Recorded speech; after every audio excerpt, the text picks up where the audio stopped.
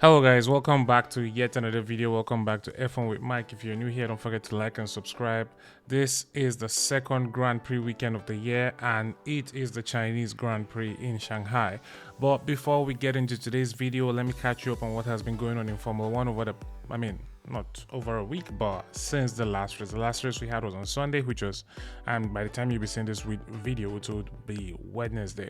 So there has been a few updates coming in F1, and now let me catch you up through that before we go into the preview for this weekend. So what is new in F1? There is a new FIA technical directive. Now, this technical directive was issued on Monday. Yes, just on Monday after the Grand Prix. I think the directive is concerning the rear wing slot gap. I think the FIA has noticed something that happened, the deflection of the rear wings when they are under load during the Australian Grand Prix. Now, there's no specific team that has been called out on this issue, right? So it's not like there is one particular team that we caught, okay, they're cheating. No, I know a lot of people online have been saying there's McLaren that because, of course, the mini DRS issue started with them in Baku last year. Although the FIA has said no team has been found to be breaching the current regulation as at Australia, but the new deflection test that comes in now, it states that, let me read the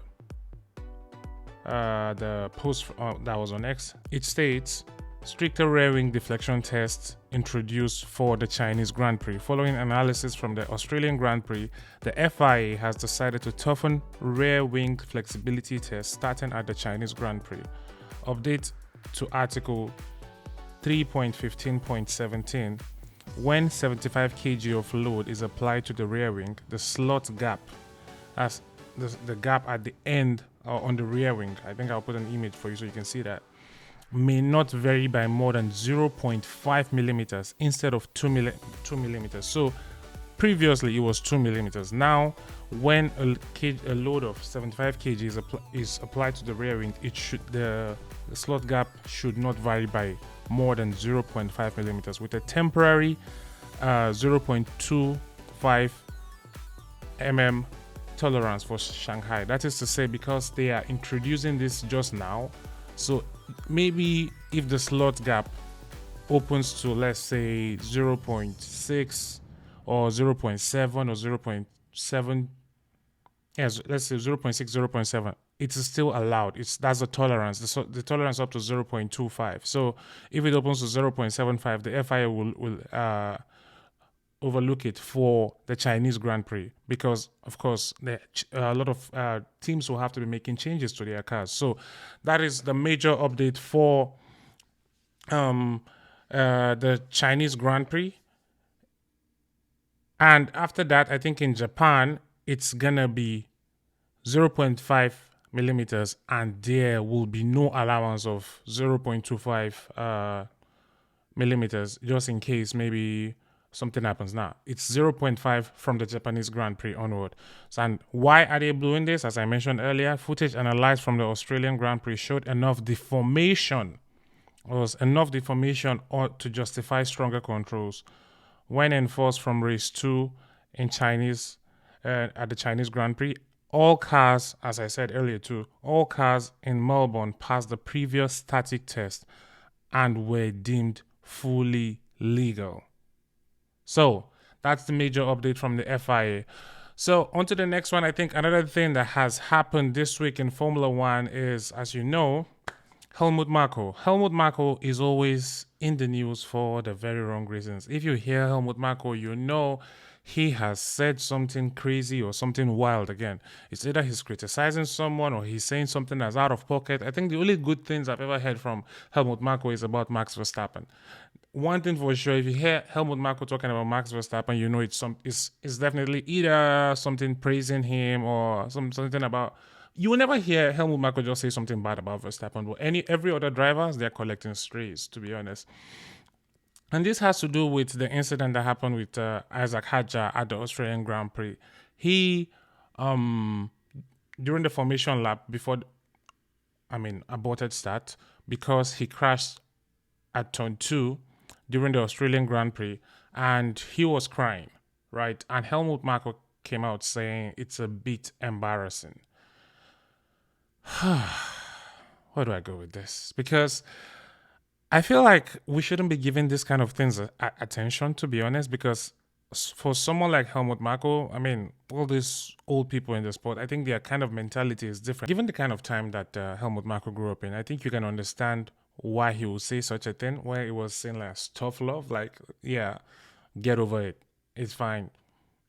You crashed. What? Get over it and just continue. But I think he's missing that factor that these old school guys fail to understand. I mean, not all, because the person that was comforting Isaac Hadja was actually Anthony Hamilton, Lewis Hamilton's dad, and that guy is close to 70.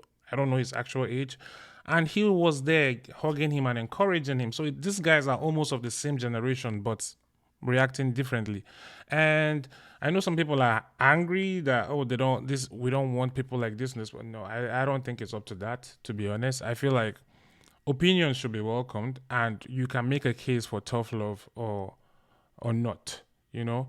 Although for me, I felt like the comment was out of pocket. It was totally unnecessary. You can understand why a driver on his first Grand Prix start, he crashes after having a good weekend so far. You can understand why he's crying, you know? Like, it shows emotion. Like, this is what he has worked for his entire career up until this stage. So, yeah. Now, let's get into the predictions for this weekend. Now, this is the first sprint weekend of the season as well. And as you know, that means we only have one practice session. After the first practice session, we have the sprint qualifying, then we have the sprint race, then we have the qualifying for the main race, and the Grand Prix race itself on Sunday. And for this weekend, there will be no rain. It is completely dry. So the only form of action we will be getting, probably if there's someone that DNFs that contact, or maybe a car stops on the way. But yeah.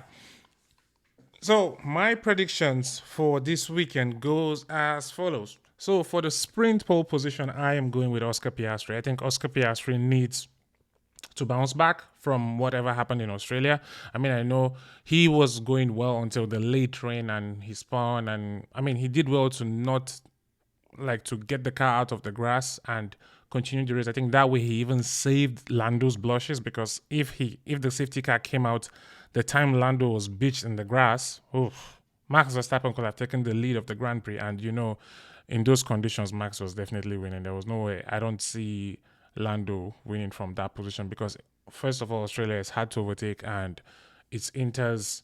You don't want to use DRS at the wrong point and all of that. But yeah, Oscar Piastri for the sprint pole. And for the sprint podium, I'm going to go P1 Oscar Piastri. I think he can win it, because the McLaren is a rocket ship. And I don't think the new technical directive, I know some people are saying, oh, it might curtail them. I don't think that will curtail them. It might maybe reduce their advantage, but I don't think it's significant enough to bring the others to catch them. No, not losing 6 tenths a lot. Nah. Because that 6 tenths gap between them and Red Bull is... it's insane, you know? And talk about during the race in Australia, we had up at a point, they were 1 second a lap faster than the Red Bull. So I don't think it's going to close that gap just like that. So the sprint podium, I'll go with Oscar Piastri, P1. In P2, I'm going with Lando Norris, his teammate. They'll be there. They'll be fighting. And in P3, I have gone with Max Verstappen, because, I mean, generally Max Verstappen should... because it's just 100 kilometers, right? And you don't need to change tires. I think Max can actually give a shot here. I wouldn't be surprised if he wins it or finishes P2, but in this situation, I think because of what we've seen from the McLarens, I'm putting Max Verstappen P3 or Lando P2. So for the race itself, I am going to give the pole to Lando Norris. Honestly, at this point, any prediction outside the McLarens, I feel like it's a waste of time, because of that car is just, I don't know, it's a rocket ship. That's all we have to say, because there's no explanation for how good they are. They are just so good. Their innovation is on point. You know, it's their time, because we had this with Red Bull 2 years ago. I mean, when the Red Bull one started, we didn't know that was what we're getting into. But I think because we've experienced what Red Bull did to us in 2023, we're expecting kind of McLaren to do the same in this year. So, pole position for the race, Lando Norris to get his second pole position of the season. And for the race, okay, I'm going to go with, in P1, I'm gonna go with Lando. Lando to win again. I don't think he will mess up the stats. I think he is beginning to. I think if you listen to his radio throughout the Australian Grand Prix, he sounded more convinced, more. It's like he's locked in. You know, his decision making is now very firm. He's not like waiting on the team to give him something to know. He just chooses and they go with it.